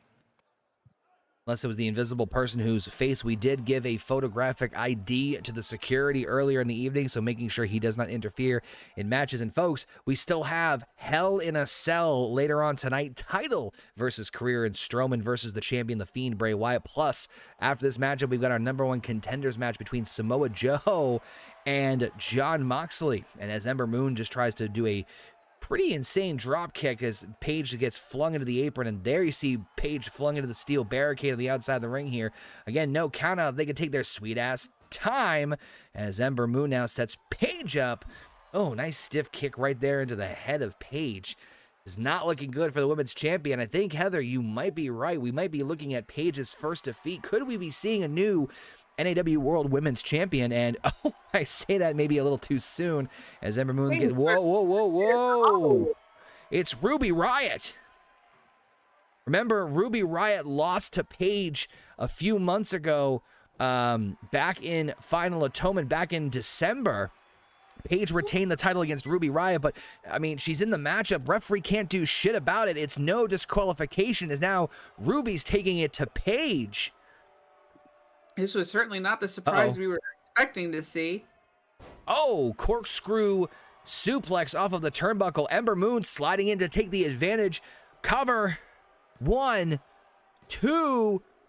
Oh my God. Whoa. Paige. Now Paige has to basically fight off both of these women. This is not good for the NAW World Women's Champion. As, oh wait a minute, Ember Moon was trying to set up for, okay, there. Ember Moon with some paranormal activity going on here. Ember Moon looks like she was going for a drop. Ember Moon was going for a drop kick. Ruby Riott instead of doing a suplex. Paige is knocked out. Ruby Riott left the ring. Ember Moon's crawling off into a pocket dimension, as it would seem. There she is. That's the best one yet, I gotta say. Okay. Ember Moon back in. Looks like she's going back up to the turnbuckle. This could be the advantage Ember Moon's need to become NAW World Women's Champion. I mean, Extreme Rules, anything goes. Here it goes. Setting up for the Eclipse. Oh no. Paige swatted Ember Moon off of the Eclipse. And now, she's going for a submission maneuver here. Looks like a modified Texas Cloverleaf. Oh no, it's Paige Turner. Is Ember Moon going to submit? And she does. Unbelievable. Paige retains again the NAW World Women's Champion. Heather, that might have been the most craziest match we've had in NAW history. It certainly has been. First we get the music from Mickie James, then we get Ruby Riott showing up to interfere and put her foot and her 2 cents into the match. And we have Ember Moon deciding to levitate out of the ring while crawling at the same time. Entering some sort of pocket dimension of some kind, as we saw here. There you see, I mean, it was a great matchup. A lot of offense right off the bat from Ember Moon, but ultimately, even with interference down in front, even from interference from Ruby Riott, as you can kind of see without this person's head in the way, despite that, down in front. Yeah. Thank you. Here we go. Boom. Ember Moon. Sorry. As she crawls into a pocket dimension, Paige still proves why she is the most dominating champion in NAW history. I mean, that just... The question remains, Heather, who is going to be the one to take away the NAW World Women's Championship away from Paige? What? What just happened? No, I don't know. I mean, there was so much that happened in the span of 5 seconds in that match that Paige has defeated Mickie James, Ruby Riott, and now Ember Moon twice, despite the fact that Ember Moon broke reality and was still able to somehow retain the NAW World Women's Championship. So we're two titles retaining. One title did change hands. For those of you who missed it earlier, Breezango losing the NAW World Tag Team Titles back to Gallows and Anderson, the original champions. Hideo Itami successfully retaining against Ty Dillinger. And of course, we know Oni Lorcan will be joining up with TJP and Kalisto next month at Springtime Stampede on March the 20th to crown the first ever NAW Cruiserweight champion. I'm still trying to wrap my head around what we just saw. I want to learn that trick because I could scare the shit out of JP with that. That would be a lot of. I mean, hell, we had a false count anywhere match that never left the ring, so it's been an ass backwards kind of show. But that's what we love about NAW, is that you just don't know what's going to happen. What we do know is that we're going to be back here next month, Springtime Stampede. It's going to be live March the 20th right here on youtube.com/hornygoat. So make sure you guys come back, because we'll also be revealing details about our April show, our big season finale, which is known as NAW Alternative Plans. It's the first ever NAW event where you, the fans, will get a chance to help book the show. All the details we'll go over in detail at Springtime Stampede. So make sure you guys subscribe to the channel, hit the bell so you guys can come back and check out not only NAW, but all the awesome stuff we've got here on the channel, between the gameplays, the amazing No Bucks Given, which, again, best podcast on the internet. It's the best one, hands down. I'm not biased. It's just the truth. But, and of course, the Marvel Roundtable, so much cool things here on this channel. But we must move on to the future. Heather, we know what the main event is. It's going to be Braun Strowman, and it's going to be The Fiend for the world title. But the big question is, who will be the next challenger? No matter what happens tonight, either Braun Strowman or The Fiend is going to walk out champion. But we need to find out who's going to be the next big challenger for the NAW World Heavyweight Championship. And this next matchup is going to help us determine just that. These are two heavy hitters that I cannot wait to see beat the crap out of each other. Samoa Joe versus Jon Moxley. This is going to be a knockdown, drag-out brawl tonight here, folks. This is one that obviously is going to need no real introduction from both of these men. Their accolades, their accomplishments, and their tenacity speaks for themselves, but it's going to be even more so now that the winner will get a shot at the NAW World Heavyweight Championship. As we kick it to ringside as the Samoan Submission Machine makes his way to the ring.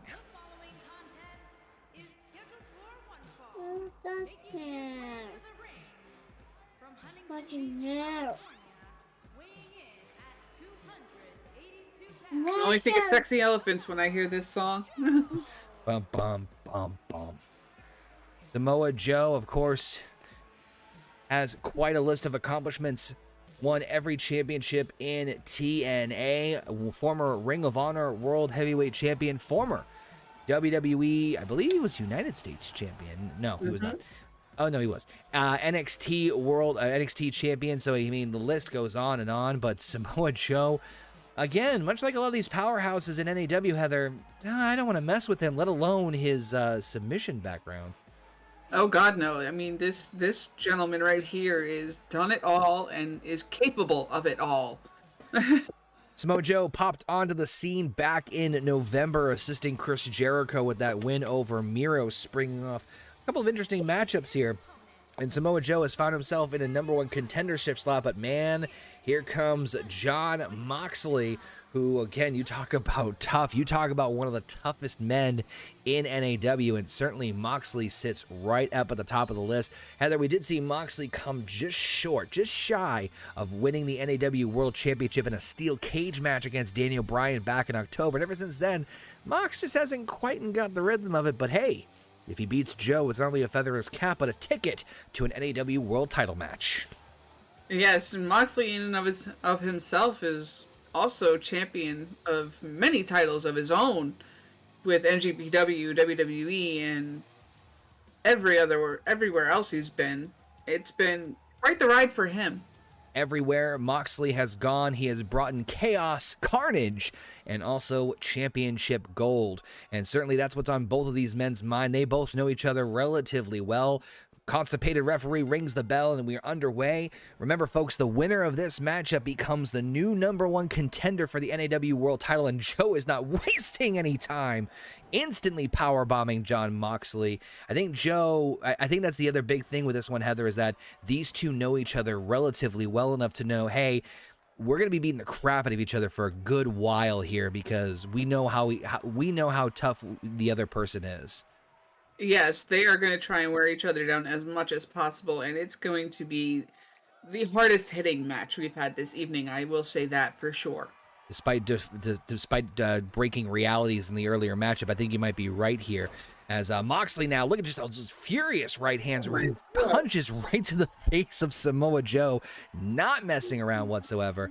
And of course, folks, we still have our insane main event, Hell in a Cell, title versus career. Oh, as Moxley sends Samoa Joe outside the ring. Now, folks, this is a regular match. There's no special stipulations other than the #1 contendership, which means countouts can still happen. So that's something these two need to make sure they keep their eye on. This is not Extreme Rules. This is not submission falls count anywhere. It's a standard one-on-one match with the #1 contendership on the line.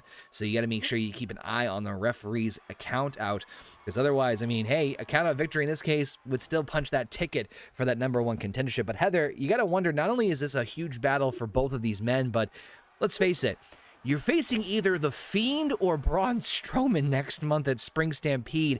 You gotta be pooping yourself a little, and beautiful senton by Joe.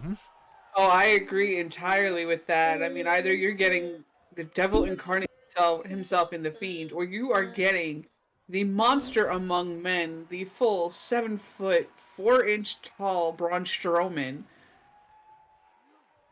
for the next opponent. So you have a combination. Basically, you're going to be getting one of these 4 combinations, Heather. Either Samoa Joe versus The Fiend, Jon Moxley versus The Fiend, Braun Strowman versus Jon Moxley, or Braun Strowman versus Samoa Joe. One of those 4 combinations is going to happen at Springtime Stampede. Covered by Moxley now, goes for a 1, almost a 2, but Joe gets his shoulder up. So you got to wonder that, I mean, we talk about the brutality of this matchup and the next matchup next, but I mean, I feel like there's just going to be a wave of destruction in anything near the NAW World Championship. And then, of course, there's Daniel Bryan.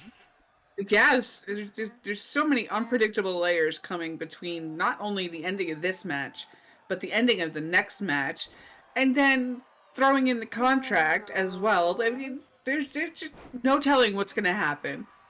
And speaking of not telling what's going to happen, that's what NAW Alternative Plans is all about. Our April show is now Moxley returning the favor to Samoa Joe with a powerbomb of his own, goes for the cover, and only a 1 count. Not looking good for Moxley. But, you know, Alternative Plans, Heather, is something I'm really looking forward to. Fans are going to have basically a chance. It is our version of Cyber Sunday, as it were, where fans will get a chance to vote in on who participates in matches, who gets these matches, who gets these opportunities, what titles are going to be on the line, and even special stipulations. It's going to be all fan-driven. And you talk about chaos. That's going to be chaotic. Oh, my God, Moxley with the forearm shot. There is going to be a lot of chaos with that show. I mean, hold on, buddy. We're not going to be able to tell the card even before the show even starts. We'll have more details next month at Springtime Stampede, so make sure you guys subscribe and come back as Moxley now firing on all cylinders with the Bulldog onto Samoa Joe. As we want to give some love into the chat real quick, we still got Jurgen, of course, and Trekopedia also in here as well. Thank you all for tuning in here so much and checking things out here for NAW Cold Front. Moxley with the cover. Again, not quite getting the 2 count there. And Moxley now trying to go in for a interesting submission headlock, or side headlock technique to keep Joe grounded, which I gotta admit is probably one of the smarter strategies that Moxley's trying to implement. It is one of the smarter strategies, but it's not going to be enough to keep Samoa Joe down. He is a master technician with a lot of different things, so side headlock is not going to be enough. Not just that, not only that, but his powerhouse abilities and a man of Joe's size, as you can see, can move so fast. It makes him one of the most dangerous people in NAW, let alone in pro wrestling. But Moxley's certainly not a slouch either when it comes to pain tolerance. So that's why this matchup is so interesting to me, Heather, is that you got, like, you know, I don't want to overuse the phrase unstoppable force meets an immovable object, but damn near if it's close as Moxley goes for another pinfall. Yeah, absolutely. I mean, Samoa Joe is an absolute powerhouse, and it's going to take a lot to keep him down, that's for sure. Despite Samoa Joe and his fat asses, he seems to be doing pretty well against Moxley. Oh, wait a minute. Here comes one. Belly to back suplex. Nice full Nelson slam. Still holding on to the arms of Moxley. And now he crosses the arms. Bridge connection. Pinfall could get Samoa Joe the #1 contendership, but only a 2 count as Moxley was able to get out of it. I mean, that is an impressive feat in and of itself here. Now, of course, Heather, we're still a few moments away, but I mean, early predictions, who do you think is going to, what matchup do you think we're going to get at Springtime Stampede? Do you think we're going to get Joe versus The Fiend, Mox versus The Fiend, Strowman versus Mox, Strowman versus Joe? Early predictions? I don't know, but if this hold is kept for much longer, I think we're going to get in Samoa Joe against Braun Strowman there. Do you think Strowman's going to walk out as the NAW World Champion in the Hell in a Cell match up next? I think he just might. And Moxley now through the ropes. Beautiful lariat. Taking down Samoa Joe and his fat asses. Goes for the cover here. 1, 2. Finally gets the 2 count there, but not enough for a 3B. Moxley, as you can see, is starting to chip away at that stamina of Samoa Joe. As wait, now here comes a double underhook DDT. Can he connect it? Bam! He nails it. Could this put Samoa Joe away and give Moxley #1 contendership cover 2? And Joe still is able to get out. This is what makes Joe so damn dangerous. But Moxley wisely not wasting any time. Do not let this man breathe or you will end up regretting it. Nice forearm into the corner with the Bulldog. Moxley is, again, wise to Samoa Joe. He knows everything about this man, but Joe, this ain't looking good for Moxley. Now Joe's coming right back in hot. No, going for another power bomb. Boom! And he keeps it, though. Goes for the cover on it. 1, 2, and Joe gets it. Well, part of my prediction's right. We got Samoa Joe moving on to face the winner of The Fiend versus Strowman. So no matter what happens after tonight, Samoa Joe has punched his ticket now to become the next challenger for the NAW World Heavyweight Championship. But man, Moxley and Joe put on quite a brawl as these two proved just how tough they can be and how much they really want to fight for that NAW World Championship. I mean, truly impressive matchup for Moxley. But once again, as we said, Heather, it just proves to just once again showcases just how much of a badass Samoa Joe is. There's that beautiful mid-rope lariat there by Moxley. Yeah, absolutely. I mean, Samoa Joe is the toughest singles competitor we have by far, I believe. And even despite Moxley hitting his signature double underhook DDT was not enough to put away Samoa Joe and his fat asses, as Joe was able to counter back here, and there you see Moxley was trying to do so, but no such luck as Joe now punches his ticket to Springtime Stampede next month here, March the 20th. And will be challenging whoever wins the NAW World Heavyweight Championship. I mean, whew, what a roller coaster of a night this has been, Heather. This is another doozy where just absolutely craziness has gone on. We've had new champions. We have new NAW World Tag Team Champions in Gallows and Anderson now. We've had a reality breaking World Women's Championship matchup. I mean, sky's the limit here and on how crazy things can get. Can it get crazier? Oh, I think it can, considering the match we have finishing off the show tonight, but well, it's yet to be seen. It's yet to be seen how crazy this show can actually get. That's true. We still have our epic main event. So, folks, real quick before we get to the main event, we want to thank each and every single one of you who tuned in live here on the channel and appreciate everybody tuning into all the NAW events. One final reminder, we'll be back at you March the 20th for Springtime Stampede, which will be our epic March show. We know Samoa Joe will be challenging for the NAW World Championship against whoever wins our main event in just a moment, but we also know that we're going to have the first ever Cruiserweight champion crowned on that show. Oni Lorcan, Kalisto, TJP. The winner will become the very first ever NAW Cruiserweight champion. But you also have to tune in because we're going to give you all the details about the April show, our season finale NAW Alternative Plans, where you, the fans, will have an opportunity to vote in on and determine what matches will be happening in terms of who's participating, what championships might be on the line, and even what special stipulations will be available. So make sure you guys come back March the 20th for Springtime Stampede as we get ready for a main event that is probably, I would argue, it's going to be it's the biggest main event in NAW history thus far, Heather. It is title versus career. The NAW World Championship is on the line. The Fiend, Bray Wyatt, defends the title inside Hell in a Cell against Braun Strowman. And Heather, if Strowman loses, he is done. He is gone from NAW forever. I'm still in shock the commissioner of NAW allowed this match to even be put on the docket, so to speak. I mean, Braun Strowman has been a great champion for us thus far, and The Fiend, well, I don't want to be near him. This all came about in the last few months as we kick it over to ringside as we get ready for the announcements. This all came about, Heather, when The Fiend was revealed to be the one who attacked Braun Strowman, preventing him from challenging for the NAW World Title in our inaugural show. After one victory against each other, Braun Strowman over The Fiend for one, and The Fiend over Braun Strowman for the other, it all culminated in a triple threat match back at Final Atonement in December, where Daniel Bryan defended against both Strowman and The Fiend, and somehow The Fiend snuck away. Strowman came to NAW management and basically put an ultimatum, and he wanted the Fiend one more time. Well, rather than get that, instead, he decided, well, I'm going to put it all on the line. All cards are on the table. He is all in tonight, Heather.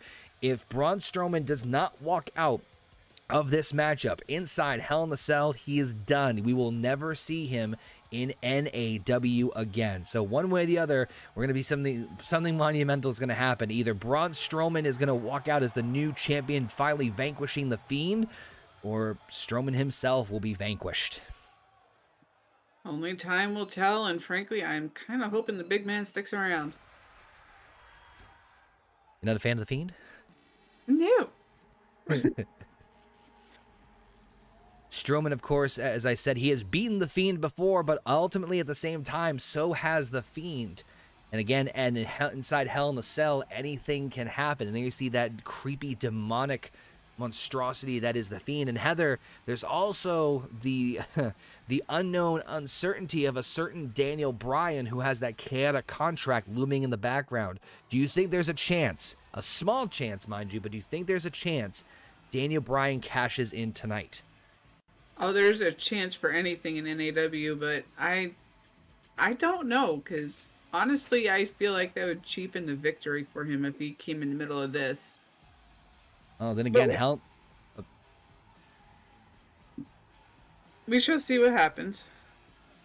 Then again, Hell in a Cell could be a great opportunity to I mean, hell, Bryan's done it before with two behemoths. Remember, he cashed in against Mark Henry and the Big Show back for the World Heavyweight Championship. As we really want to hear you guys in the chat, let us know who you think is going to walk out of here as the NAW World Champion. Is it going to be The Fiend or is it going to be Braun Strowman as the creepy Fiend himself makes his way to the ring?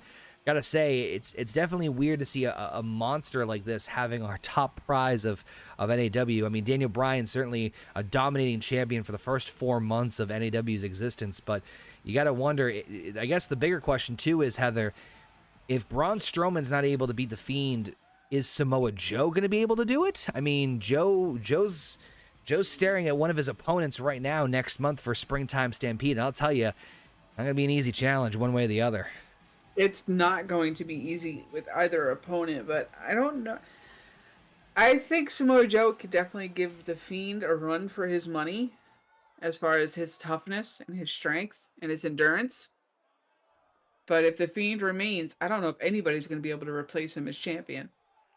There it is, the NAW World Heavyweight Championship. Only 2 champions in existence since we restarted in September. Of course, we mentioned before, Daniel Bryan, a very dominating champion, defeating the likes of both Jon Moxley and Aleister Black.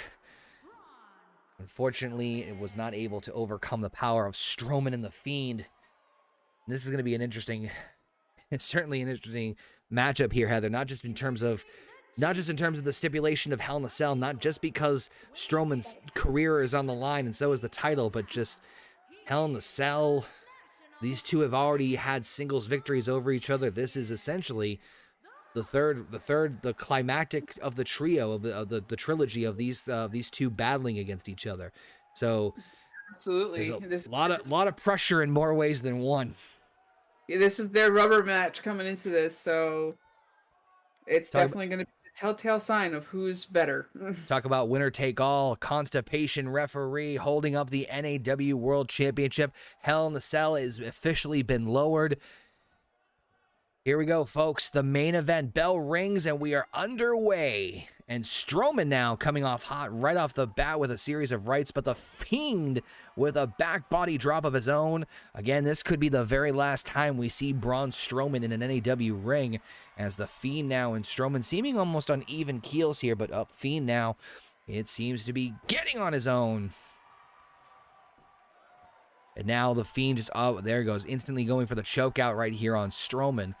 And again, we want to thank everybody and want to know your thoughts in the chat and who you think is walking out of this as the victor. Right now, the chat is actually split evenly, 50-50 on who's going to walk out here as the NAW World Champion, as there you see Strowman trying to do a sidewalk slam onto The Fiend, but no such luck as he blocked it instantly. Fiend is very quick at countering as Strowman now out to the outside of the ring here. But Strowman wisely getting right back in. Again, folks, much similar to a lot of the rules in this matchup here, despite the Hell in a Cell nature, the pinfall and the submission still needs to take place inside the ring. It cannot be done in the outside area between the cell and the ring. It needs to take place in the middle, as Strowman now is seemingly trying to get his second win here. He's got to be thinking, it's very telling, and going to be seeing how he's going to be handling all this. You got to figure that Strowman has literally put all his chips in. He is all in this situation. Either he walks out as the NAW World Champion, or he walks away. And you gotta wonder the pressure that Braun Strowman is under right now, as The Fiend is now coming back in hot. Beautiful DDT taking down the monster among men. But to Heather's point, I mean, Strowman is a monster among men for a reason. Towering 7 feet tall, but here comes The Fiend now, and boom, dinging it to the big man. Cover by The Fiend here for the first time in this matchup. Only a 1 count though, as The Fiend continues to try and get up on Strowman here. And Heather, this has been mostly a little bit of back and forth, but you got to figure Strowman's all in on this matchup, so you got to imagine the pressure he is under right now. Yeah, absolutely. I mean, there's a cover by Strowman there with not even a 1 count. It's infuriating to be up against an opponent like The Fiend, who does not seem to show any signs of pain or getting tired. Fiend now starting to get a bit back another offense here. I mean, that is part of the psychological beauty of the Fiend. Its biggest advantage is that you're right. You can't really tell if he's getting hurt, as the Fiend just one-handedly dropped Braun Strowman on his flat back there. Oh, wait a minute now. Another STO takedown by the Fiend. This is getting shades of their November standing where the Fiend kind of wiped the floor with Strowman in less than 5 minutes, which was very surprising. And Heather, I got to say, this is not looking good for Strowman. Cover by the Fiend here. Man, no rope break, but pinfall or submission still needs to take place in the ring, but only a 1 count for the champion so far. And, oh, whoa, I thought Strowman was going from the back body drop. Fiend quickly counters. Fiend's been doing a lot of countering. Oh, wait a minute. Not good, not good, not good, not good, not good. Sister Abigail. Cover by the Fiend. 2. Oh. That just in the nick of time. Strowman's career flashed before his eyes at the hands of Sister Abigail. And Strowman realizing he's got to do everything he can now. He has got to get every offense he can in now. Not just because he needs to win the world title, but he wants to stay in NAW and realizes that this is, as you said, this is the grudge rubber match of all rubber matches here in NAW. Again, and probably the biggest high-profile one in NAW history. As the Fiend now comes right back. He's been countering everything, Heather. This is not looking good for Strowman. It's not at all. I mean, you can get the Fiend down, but he can't keep him down. That's the whole problem he's having here. Or he could just pick him up deadlifting, and there's that brute strength that Strowman is known for, just absolutely deadlifting him from the hips, which, gotta tell you folks, just knowing this from personal experience, deadlifting from the hip is one of the most taxing strength abilities or strength feats that you can endure. And Strowman almost just tossing the Fiend like a rag doll as he right hands the Fiend, clocks him right there, goes for the cover. Strowman, 1. Oh God, barely a 1 count there. This is gonna be a long day at the office for Strowman for sure. He's already showing signs of frustration too. He can't let himself get ahead of himself. Man, this is not looking good for Strowman. And again, his career is on the line, Heather. But Fiend is still, I mean, he's still going strong. He's still trying to stay on top of the Fiend here, which is definitely the smart strategy. But I'm starting to get a little nervous for him. Again, another deadlift right from the hips, tossing the champion around. We can only hope that Braun has what it takes to beat the Fiend, but nice takedown by the Fiend there, with double leg takedown. Oh man, this is not going to help him. Talk about a nail-biting experience right now. This is certainly one that I don't envy. Scoop slam there by the Fiend, staying in one spot. This monster is just absolutely decimating Strowman at every step of the way. Oh wait, this isn't good. Series of forearm shots by the Fiend. Eyes are on Strowman into the turnbuckle, and there's that crossbody that Bray Wyatt knows oh so well. It's absolutely a vicious move as well, but nice. Up Strowman now. And he takes down the Fiend, rolling him off his shoulders there, off of like a fireman's carry. Cover by Strowman. Wait, constipated referee nearly crapped himself. 1, 2, and only a 2 count there. You gotta wonder, referee was a little bit all over the place. That would be infuriating right then and there. Oh wait, Strowman setting the Fiend up. Looks like he's going for the running power slam, and he connects. Cover by Strowman. Title is on the line. Referee, 1, 2, 4. Oh.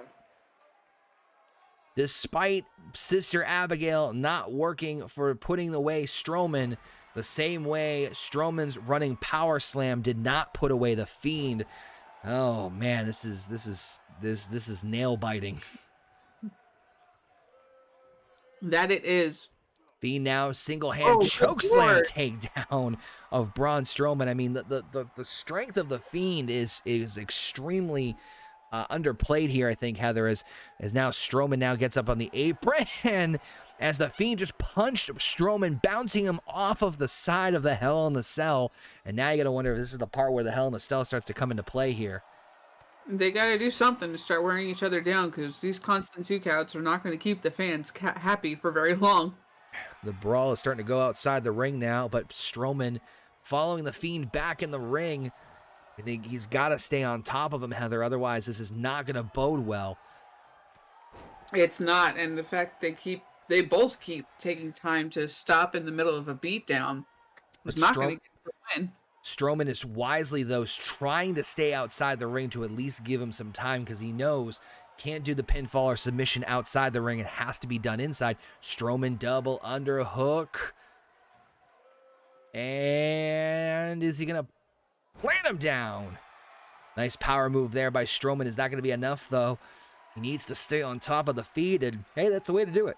Series of right hands to the feet. Take care of business, that is for sure, but he also needs to not let up on the beating and just get him down to the point of a pin.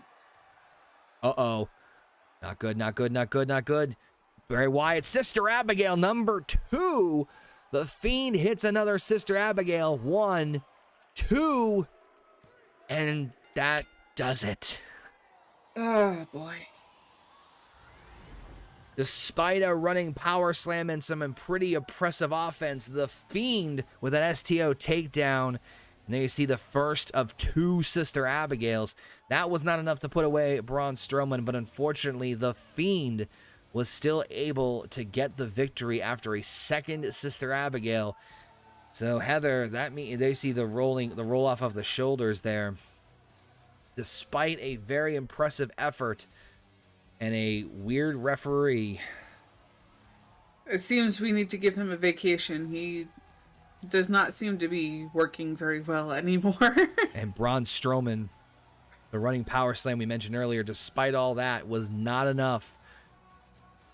It was not enough to keep the Fiend down. And there you see, folks, the Fiend retains the NAW World Heavyweight Championship, which means Braun Strowman is now gone from NAW forever. But what this also means, Heather, is that we now have our main event for Springtime Stampede, one that I think is going to be proving to be extremely interesting, as we now know that the Fiend Bray Wyatt will defend the NAW World Heavyweight Championship one-on-one against Samoa Joe. This one, I will admit, is going to be very, very interesting, to say the least.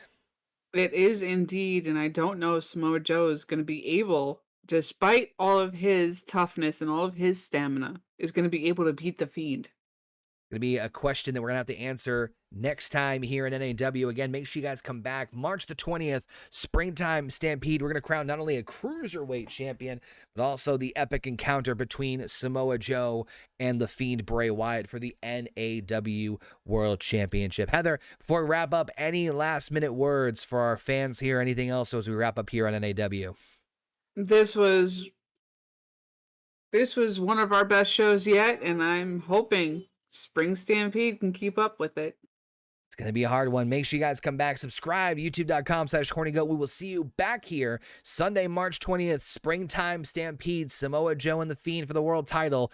We'll see you then. Thank you for watching. Take care. And as always, take it easy.